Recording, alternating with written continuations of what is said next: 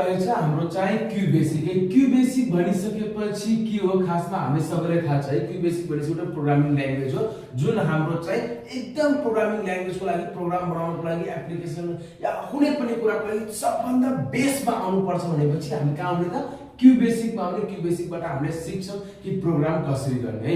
अब यही क्यू बेसिकमा चाहिँ हाम्रो चाहिँ अब यो चाहिँ क्लास 10 को लागि खासमा भिडियो र क्लास 10 मा चाहिँ हामीसँग दुईटा कुरा दिएको छ के, एउटा सब भनेर एउटा फंक्सन भनेर है।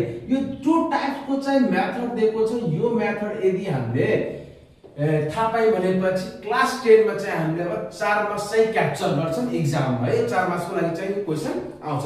तर यदि हामीले यो कुरा बुझ्यौं भनेपछि मार्क्स मात्र नभएर पनि फ्युचरमा पनि हामीले प्रोग्रामिङ ल्याङ्ग्वेजको सेक्टरमा हामीले चाहिँ धेरै नै सजिलो पर्छ है। ल त्यो कुरा ध्यान दिउँ।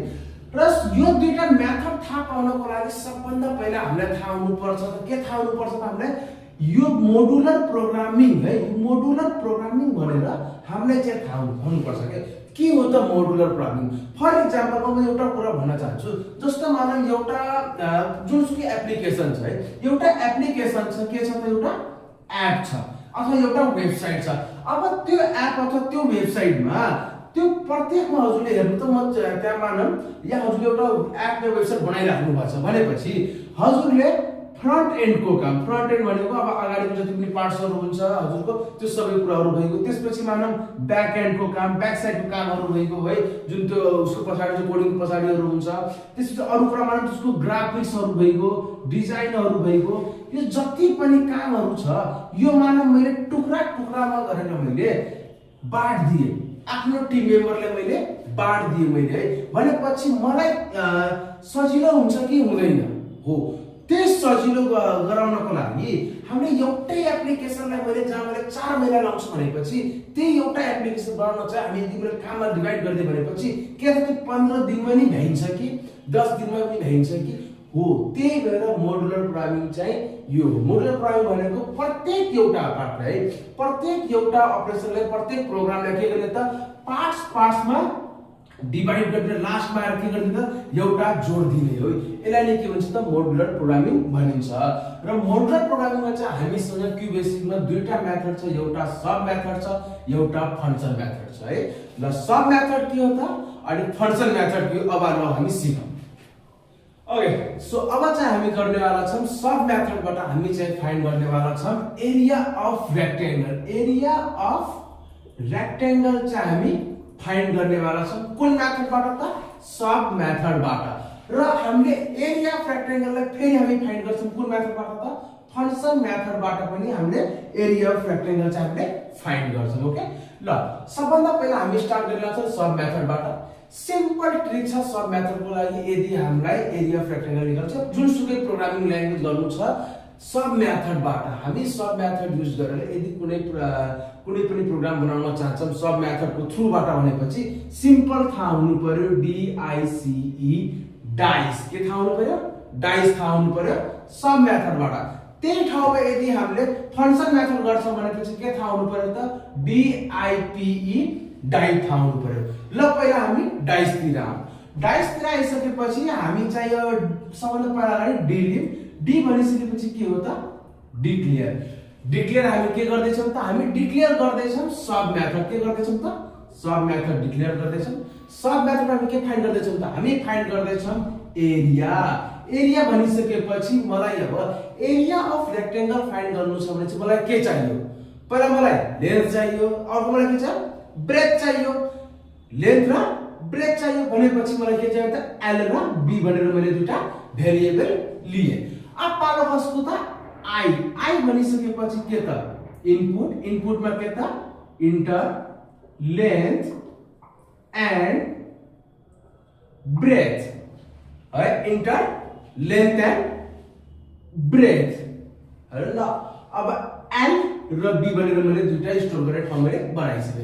अब पालो कसको त C।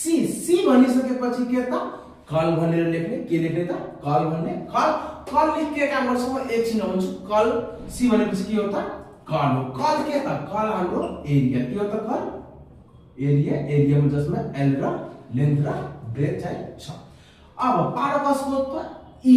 E हाम्रो लास्ट हो। E भनिसकेपछि के हो त एन्ड। यो हाम्रो के हो त फर्स्ट पोर्सन है। हामीले प्रोग्रामको हाम्रो यो पहिलो भाग हो। हामीले के निकाल्नको लागि एरिया अफ रेक्टेंगल निकाल्नको लागि कुन मेथडबाट सब मेथडबाट।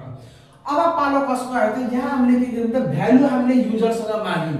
हामीले के गर्यौं त हामीले त्यहाँ माथि इनपुट गर्यौं हामीले कन्सोल हामीले के गर्यौं त इनपुट गर्यौं। इनपुटमा हामीले के गर्यौं त हामीले इन्टर लेन्थ एन्ड ब्रेथ भन्यौं। युजरसँग हामी के माग्दै छौं त लेन्थ र ब्रेथ माग्दै छौं। तर लेन्थ र ब्रेथ माग्दा मात्रै भएन त्यसलाई सल्भ पनि गर्नु पर्यो।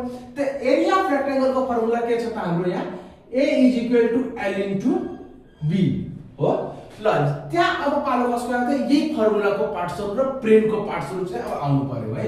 ल हामी कुन मेथड गर्दै छौं सब मेथड गर्दै छौं भनेपछि सब एरिया के त लेन्थ र ब्रेथ हाम्रो जुन हामीले भेरिएबल दिएको छ त्यही कुरा हाम्रो यहाँ आयो। अब यो भइसकेपछि अब पालो कसको त फर्मुलाको पार्ट्स आयो अफ कोर्स। त फर्मुला हाम्रो के हो त a = l * b चाहिँ हाम्रो के हो त फर्मुला भयो। अब फर्मुला भइसकेपछि मैले युजरसँग लेन्थ र ब्रेथ पनि मागे अनि त्यसपछि मैले फर्मुला पनि पुऱ्याए। अब पालो कसको अब पालो हो प्रिन्टको।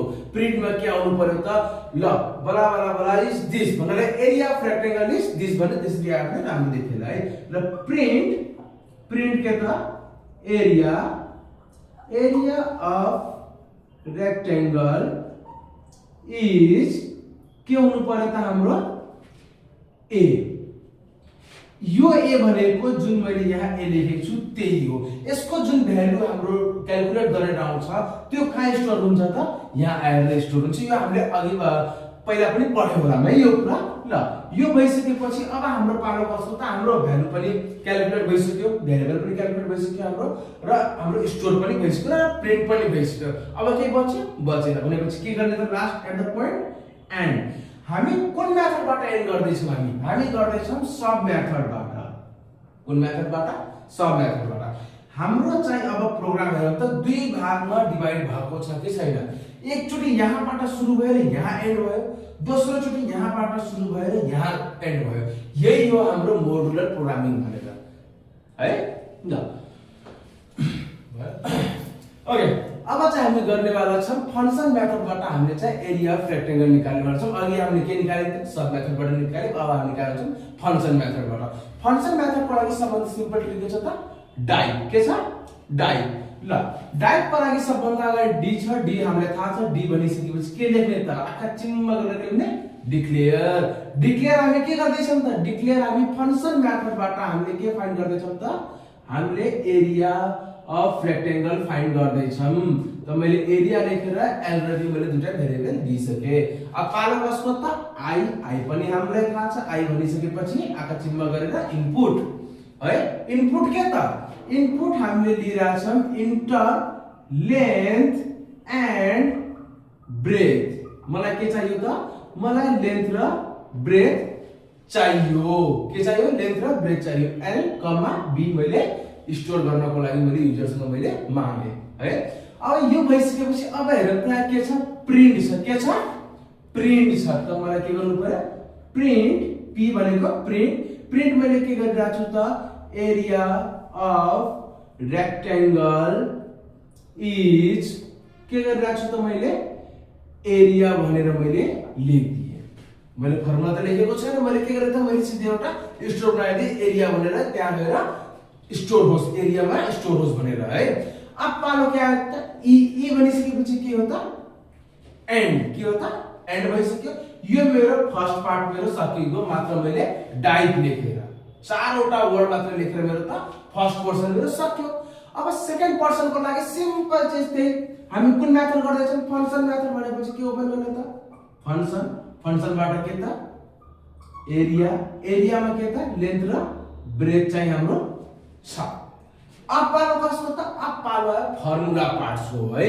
मैले डिक्लेयर गरिसके यहाँ पनि डिक्लेयर गरिसके यहाँ पनि डिक्लेयर गरिसके। पालो कसको त फर्मुला पार्ट्स को। फर्मुला भनिसकेपछि के हो त a = l * b। हेर त फर्मुला मैले त्यही लेखेको छु किन एरिया अफ रेक्टेंगल को के हो त लेन्थ इन्टु ब्रेथ भनेपछि लेन्थ इन्टु ब्रेथ मेरो फर्मुला आइसक्यो।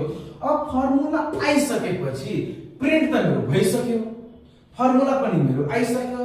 तर एउटा कुरा हेर्नु त यहाँ चाहिँ मैले एरिया भनेर लेखेछु यहाँ चाहिँ मैले a भनेर लेखेछु भनेपछि यसको भ्यालु चाहिँ यहाँ गएर स्टोर हुन्छ र हुन्न। भनेपछि हामीले के गर्ने त, हामीले चाहिँ यहाँ फेरि एउटा के लेख्ने त, a is equal to area भनेर चाहिँ हामीले लेख्ने। अब के भयो त, भ्यालु रिटर्न हुने भयो है। अब के भयो त, भ्यालु रिटर्न हुने भयो। एट द लास्ट पोइन्ट हाम्रो के हुन्छ त, एन्ड फंक्शन के भयो त, एन्ड फंक्शन भयो है।